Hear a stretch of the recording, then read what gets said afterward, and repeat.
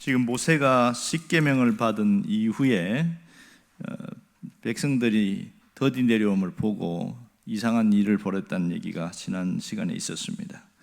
그러니까 그들은 눈에 보이는 어떤 형상의 하나님을 만들어서 이것이 애굽에서 우리를 인도하여낸 신이다 이렇게 믿는다 이렇게 생각하고 있습니다. 그러나 하나님은 그것에 대해서 철저하게 그것을 완전히 부셔버렸고 아예 금송아지 자체를 다 갈아가지고 사람들이 일일이 마시게끔 했어요. 이런 엄청난 일들이 나타나고 있습니다.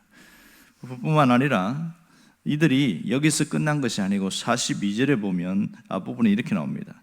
하나님이 외면하셨다 이렇게 나오는데 왜 외면하시느냐? 그들을 그 하늘의 군대 섬기는 일에 버려두셨다 이렇게 합니다.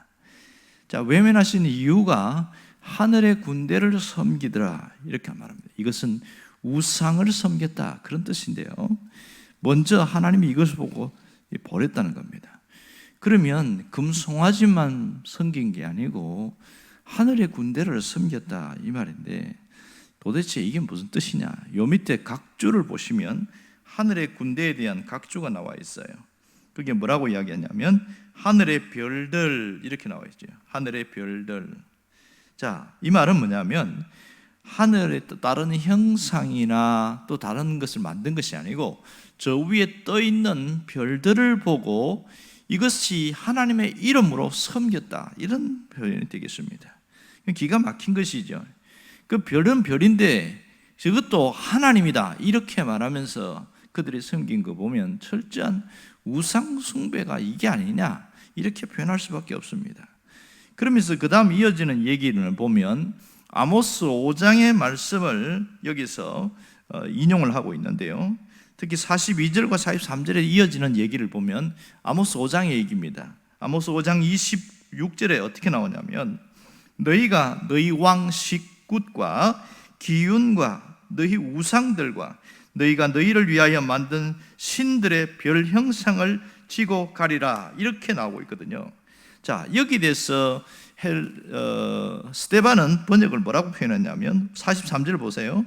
몰록의 장막과 신 레판의 별을 받아들였으며 이렇게 나옵니다. 표현이 왜 다를까? 이 부분을 생각하는데 구약에 나오는 이 왕 식굿은 몰록의 장막으로 표현했고 우상기유는 신 레판의 별 이렇게 표현했습니다.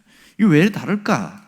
찾아봤더니 다른 게 아니라 이 앞에 몰록의 어떤 식굿 뭐 이런 기윤 이 표현은 구약적인 히브리어의 용어의 표현이고, 그리고 여기에 나오는 표현대로 몰록의 장막이나 신 레판의 별은 헬라어식 표현이었다는 것을 알 수 있습니다.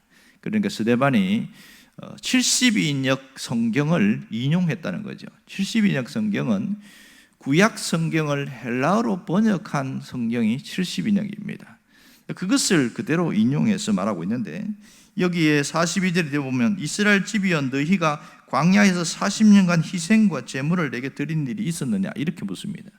이 부분은 무슨 뜻이냐면 각각 한 사람 한 사람이 하나님 앞에 제물을 갖고 와서 제사를 드린 일이 있었냐 이런 뜻이거든요. 그들은 광야에서 제사 드릴 때 어떤 가문별로 아니면 지파별로 이렇게 해서 제사를 드린 일이 일반적이었고요, 한 사람 한 사람이 와서 제사 드리지 못했습니다. 왜냐하면 제물도 부족했고 또 그렇게 할 수 있는 여건이 준비가 되지 않았거든요. 근데 그걸 두고 이야기하는 거니까 한 사람 한 사람이 제물을 드리는 그런 얘기를 하면서 왜 그러면 이런 얘기를 하는데, 자, 여기서 이 뒤에 이어지는 얘기를 보면 출애굽한 이유와 그 다음에 가나안 땅에 들어가서까지를 얘기를 하고 있습니다. 그러니까 42절은 출애굽 때에 나타난 사건이고 43절은 가나안 땅에 들어갔을 때에 있어진 그 사건을 말하고 있는데요, 특별히 가나안 입성한 이후에 이스라엘 백성들이 우상을 섬긴 건 우리가 너무 잘 알고 있습니다. 암몬의 우상이나 몰록의 우상이나 아수르의 우상을 섬기는데 하늘에 있는 토성을 섬기는데 그것이 레판이라는 거예요. 레판은 토성을 말하고 있습니다. 구약에서는 기운이라고 표현했고 여기서는 레판이라고 표현한 겁니다. 그러니까 별들을 보고 저게 하나님이다 이렇게 섬겼다 그런 뜻이 되겠죠. 그럼 여기서 스데반은 왜 이 구약 아모스 말씀을 인용해서 증언을 하고 있는가 하는 겁니다. 그렇게 이스라엘 백성들의 과거 사건들을 갖고 와서 하는 이유가 뭘까? 그것은 분명히 종교 재판을 하고 있는 이들이 성전에서 하나님 앞에 제사를 드리면서 이들이 얼마나 잘못했냐면 형식적으로 그냥 남들이 보기에는 괜찮은 정도로 그렇게 제사를 드렸지 진정한 그 뜨거운 마음과 감사의 마음이 없었다. 위선적이고 형식적인 제사를 드렸다. 그것을 꼬집고 있는 부분이 바로 이겁니다. 그러면서 구약 성경을 갖고 와서 이야기하는 거예요. 그래서 여기서 하나님은 우상 섬기는 것을 절대로 원치 않고 보이는 형상으로 만든 것은 하나님으로 인정하지도 않는다. 그 얘기를 하고 있습니다. 이것은 하나님을 자체를 부정하는 행위고 여기에는 어떠한 구원도 있을 수 없다. 그런 얘기를 강조하고 있습니다. 자, 당시에 그러면 이스라엘 백성들은 어떻게 했다는 거예요? 지난 시간에 말씀드린 것처럼 하나님을 예루살렘 성전에 가두었어요. 그리고 자신들은 자기 마음대로 하고 있거든요. 그러니까 제사만 잘 드리면 하나님이 알아서 기도도 응답해주고 제사만 열심히 드리면 양만 막 갖다 바치기만 하면 모든 것이 끝이다. 그런 생각으로 신앙생활을 했던 이 종교 지도자들에 대해서 꼬집고 있는 겁니다. 그것이 우상 숭배한 우리 조상들의 모습과 무슨 차이가 있느냐? 그 얘기를 강조하고 있는 것이죠. 얼마나 그걸 듣고 많이 찔렸을까? 이때부터 화가 많이 났어요. 아마 너무 꼬집어서 이야기를 하니까. 자, 오늘 이 구약 성경을 인용하는 이 스데반의 메시지, 그걸 통해서 우리에게 주시는 말씀이 뭘까요? 무슨 교훈을 하고 있을까요? 이것은 하나님을 섬길 때 우상처럼 섬기면 안 된다. 이게 첫 번째 메시지입니다. 그리고 또 하나는 참된 신앙에는 그 신앙에는 진정한 감사와 하나님을 높이고 진정한 감사가 그 속에 들어있다. 그것이 참된 신앙의 모습이다. 그 얘기를 하고 있는 겁니다. 현대의 많은 사람들이 신앙을 갖고 있는 분들 중에도 보면 정말 이분이 하나님을 진정으로 섬기고 있는지 아니면 하나님이 필요해서 섬기고 있는지 때로는 구분이 안 될 때가 상당히 많습니다. 여러분, 지금도 사람들은 누구나 종교성이 있기 때문에 뭔가를 붙들고 의지하려고 하고 있습니다. 그렇게 붙들고 나가는데 그래야 자기 마음이 안심이 되거든요. 교회 다니는 사람들조차도 보면 하나님을 섬기는데 그 본질이 훼손된 분들이 상당히 많습니다.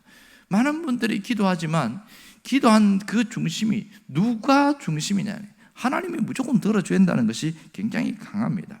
물론 여기서는 우상을 섬기듯이 하나님을 섬기는 사람은 거의 없습니다. 눈에 보이는 하나님을 어떤 섬기려고 하는 그런 욕망 가진 분은 없습니다. 그러나 주변에 보면 그런 분들이 종종 있다는 것이 정말 안타까운 일이지요. 하나님 우상숭배 자체를 싫어하는데 그럼 본인들은 우상숭배라고 생각하느냐? 절대로 그렇게 생각하지 않습니다. 나는 하나님을 잘 섬긴다고 생각하고 있는 것이지요. 무엇이 우상입니까? 자기의 욕망을 성취하기 위하여 하나님을 끌고 와서 하나님이 이렇게 해주셔야 된다고 하는 그 자체가 우상숭배와 똑같다, 그렇게 얘기하고 있는 것이거든요. 그러니까 왜 우상처럼 섬기냐? 내게 필요하니까, 내가 원하는 것이 있으니까.